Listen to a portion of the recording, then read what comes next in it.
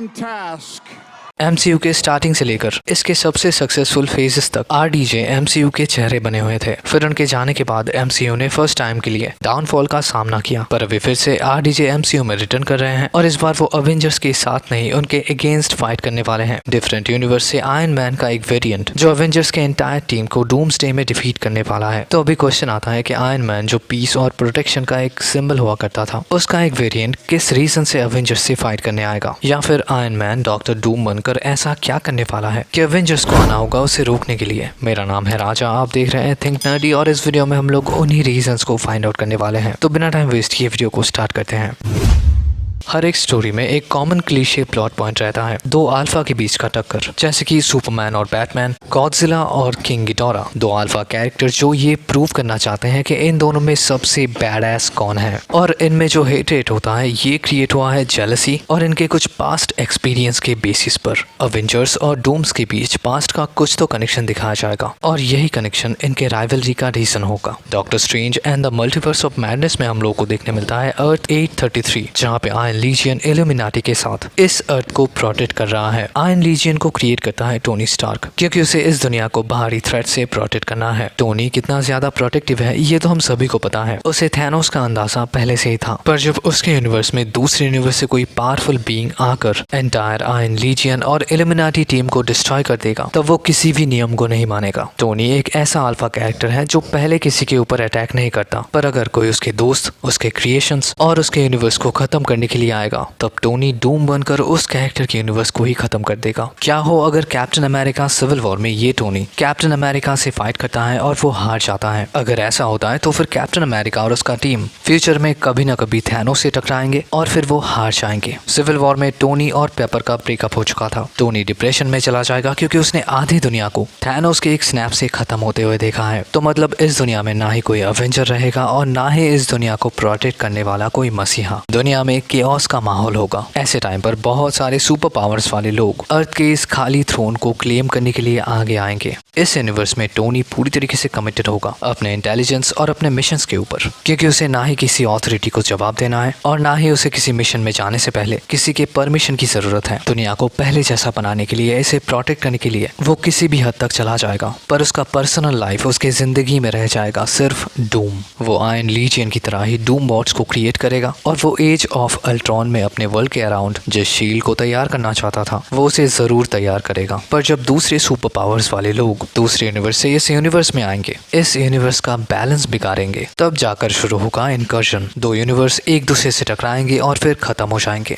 अभी अगर इस चीज के बारे में टोनी को पता चलेगा, तब वो उन सारे यूनिवर्सेस को खत्म कर देगा जो उसके यूनिवर्स के डिस्ट्रक्शन का रीजन बनेगा। डेडपूल और वुल्वरीन में हम लोगों ने ऐसा ही एक डिवाइस देखा है, टाइम रीपर, जो सिर्फ एक यूनिवर्स के टाइमलाइन को खत्म कर सकता है। तो अगर टोनी या फिर डूम अपने यूनिवर्स को बचाने के लिए किसी दूसरे यूनिवर्स में आकर इस डिवाइस को चालू करने जाएगा, तब उस डूम को रोकने के लिए आएंगे इस दुनिया के माइटी प्रोटेक्टर्स अवेंजर्स। वैसे हम लोगों को ये भी याद रखना चाहिए कि फैंटास्टिक फोर भी आ रहे हैं जो बेस्ड होगा एक दूसरे रियलिटी में। और क्या हो अगर टोनी स्टार्क का ये डूम उसी रियलिटी से आता है? टोनी स्टार्क और रीड रिचर्ड एक दूसरे के आमने सामने होंगे, दोनों जीनियसेस के बीच में नॉलेज को लेकर टकराव होंगे, दोनों का ईगो क्लैश होगा और इस चीज को कौन ही नहीं देखना चाहेगा। अभी अगर रीड रिचर्ड की बात की जाए तो फिर एक कॉमिक बुक जिसका नाम है डूम्सडे, वहाँ पर एवेंजर एक सीक्रेट विलन के पीछे है जो इस दुनिया के टाइमलाइन को डिस्ट्रॉय करना चाहता है। फिर एक टाइम के बाद अवेंजर्स को ये पता चलता है कि वो सीक्रेट विलन कोई और नहीं रीड रिचर्ड है। मेरे ख्याल से हम लोग यहाँ पर कुछ ऐसा ही देखने वाले हैं, बस वो विलन होगा टोनी। अवेंजर्स एक मल्टीवर्सल थ्रेट को फाइंड आउट और उसे एलिमिनेट करने के लिए निकलेंगे, पर फिर उन लोगों को पता चलेगा कि ये तो उसी सुपर हीरो का एक वेरिएंट है जिसने अवेंजर टीम को क्रिएट किया है, उनके यूनिवर्स का saviour Tony Stark. Comic book में ऐसे बहुत सारे एग्जाम्पल्स हैं जहाँ पर टोनी स्टार्क डॉक्टर डूम बन चुके हैं या फिर उनके माइंड स्वैप हो चुके हैं, जैसे कि infamous iron man, iron maniac और एक व्हाट इफ वर्जन जहाँ पर इन दोनों का माइंड ही स्वैप हो जाता है। अभी अवेंजर्स डूम्सडे का स्टोरी तो किसी को पता नहीं है, पर अवेंजर्स डूम्सडे अवेंजर्स कैंग्स डायनेस्टी का रिप्लेसमेंट है जो मूवी सीक्रेट वॉर को सेटअप करने वाला था, और अभी के टाइम पर डूम्सडे सीक्रेट वॉर को सेटअप करने वाला है। पर डेडपूल और वुल्वरीन ने ये हिंट दे दिया है कि फ्यूचर में क्या होने वाला है। अवेंजर्स एवेंजर्स कैंग्स डायनेस्टी में कैंग का मोटिव होने वाला था मल्टीवर्स के ऊपर कब्जा करना और एवेंजर्स का मिशन होता कैंग को रोकना। पर इस फिल्म के आखिर में एवेंजर्स हार जाते जैसे इन्फिनिटी वॉर में हुआ था और फिर शुरू होता एवेंजर्स सीक्रेट वॉर का इवेंट जो कॉमिक बुक में बैटल वर्ल्ड में सेटअप था, पर एमसीयू में वो बैटल वर्ल्ड होगा वॉइड।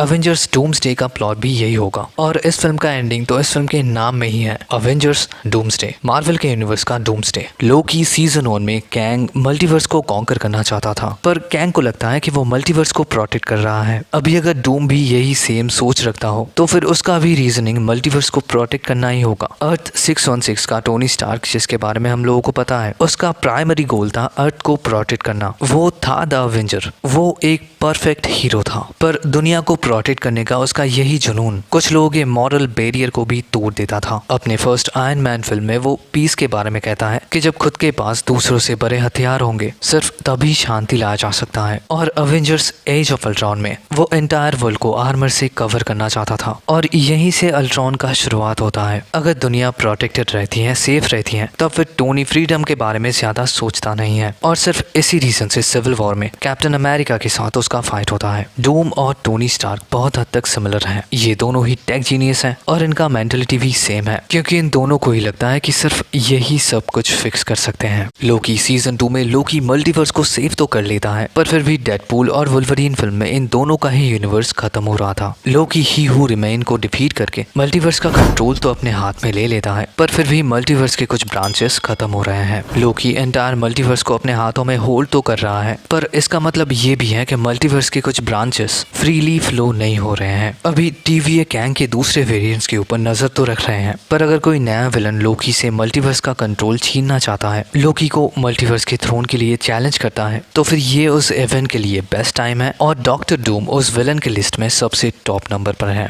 क्योंकि इनका फ्रीडम से कोई मतलब नहीं है, इन्हें चाहिए मल्टीवर्स का टोटल कंट्रोल। टोनी मल्टीवर्स को कंट्रोल करना चाहेगा ताकि उसका रियलिटी प्रिजर्व्ड रहे और सिर्फ इसी तरीके से वो इस एंटायर रियलिटी का नोबल प्रोटेक्टर बन सकता है। पर डूम का प्लान जो भी होगा, लोकी इस चीज से अग्री नहीं करेगा, तो लोकी मल्टीवर्सल हीरोज को लेकर एक टीम फॉर्म अप करेगा, जैसे कि फैंटास्टिक फोर, एक्समैन, 616 के मेन लाइन एवेंजर्स और ऑब्वियसली डेडपूल एंड वुल्वरीन, जो डूम को टेक डाउन करने जाएंगे। पर डूम्सडे के आखिर में ये सब डूम से हार जाएंगे, इनका रियलिटी भी खत्म हो रहा होगा और फिर एवेंजर्स और डूम वॉइड में होंगे, जहाँ से शुरू होगा एवेंजर्स सीक्रेट वॉर का स्टोरी। पर शायद सीक्रेट वॉर के आखिर में डूम या फिर टोनी स्टार को रियलाइजेशन होगा अर्थ 616 के टोनी स्टार के बेटी को देखकर वो सुधर जाएगा और फिर वो अपना सारा पावर लोकी या फिर रीड रिचर्ड को दे देगा, जो इस मल्टीवर्स को फिर से ठीक कर देंगे। तो ये है कुछ रीजंस जिस वजह से आयरन मैन का ये वेरिएंट डूम बनकर मल्टीवर्स के ऊपर अपना कहर बरसा सकता है। पर आपको क्या लगता है कमेंट में जरूर बताना और मिलते हैं आपसे अगली वीडियो में। Till then take care and peace out.